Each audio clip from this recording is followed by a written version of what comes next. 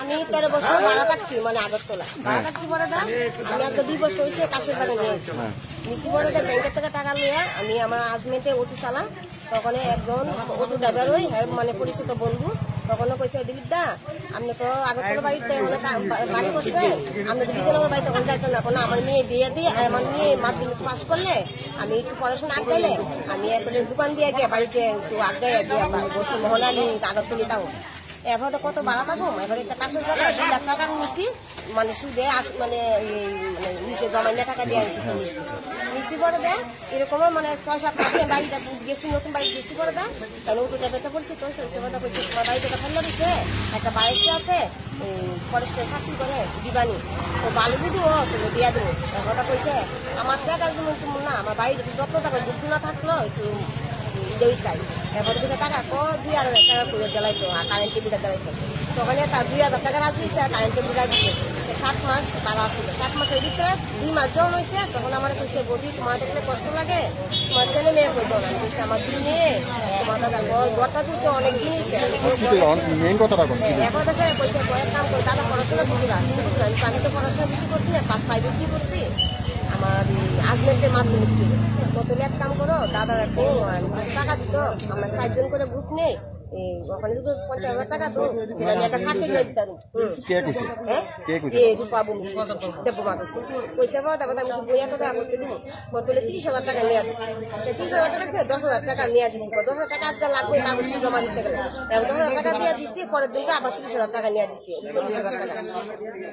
এরপর পরে দেয় আবার কিছুদিন পরে গলারটা দো আমি পরে মেয়ে বাড়িতে যাবো, গলারটা আমি আমার গুরুদের পোল্ট্রি খুলে গলারটা দিচ্ছি। পরে আবার কিছুদিন পরে বলতেছে, বৌদি দাদা চাকরি অফার হয়ে বসে, ওখানে আজকে না দিলে কিন্তু অফার বুদ্ধির পথে কই আমি সাহায্য করছি না, আমি তোমার কাজটা করে দিলাম, আমি মনটা শান্তি লাগবো। এবার কইছে মাংস মাছ আনো, বৃষ্টি আনো, বই অপরটা আমার তো রইতো না। এবারে কি করবো, আমার কান্না হচ্ছে, আমার টাকা না আমি দিতাম না। এবার আমার বন্ধু জামাই থেকে ঠান্ডা কাটে করে আমি তো বাবা তোমার 2টা শালি এমন অবস্থা, তুমি শুধু চাকরি দেবা তাহলে 40,000 টাকা বেতন নিব, 2 মাসে বেতন দিয়ে আমি মনে করো তোমার জ্বালাই দেবো। ঠিক আছে মাসি, আমি আমার তো টাকা নাই, আমি বাবা না ভালো ব্যাংকে হইলে টাকাটা লইয়া দেবো। টাকাটা দিচ্ছে পরের দিন 10টার সময় কইছে নিয়ে আইতাম। এবার 10টার সময় পাচ্ছি না, 12টার সময় কইছে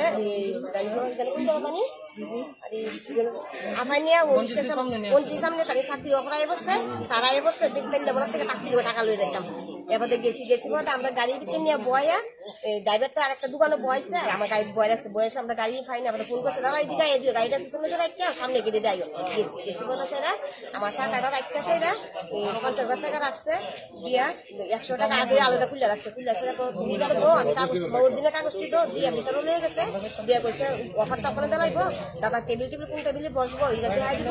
দিয়া ভিতরে গেছে টাকা কাগজ মেয়েটা গেছে সামনে গেড়ে দিতে, এবার বড় সামনে গেড়ে দিয়ে বাইরে দিয়ে গেছে।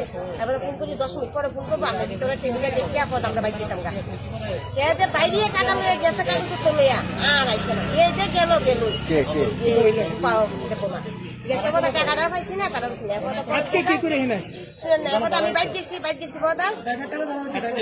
পাওয়া গেছে। তুমি জানাই 2 বছর টানার সামনে চাকরি ফোন করছে, আমি সাং করতে আমি চাকরি জল দিলে আমি আইসি। এ ফোন করার সঙ্গে সঙ্গে ভাবছি দরজা লাগাই না মানে গড়ি আছে, তো দরজা গুলাতে আর মা আছে হ্যাঁ নাকি তো এইরকম করে আমার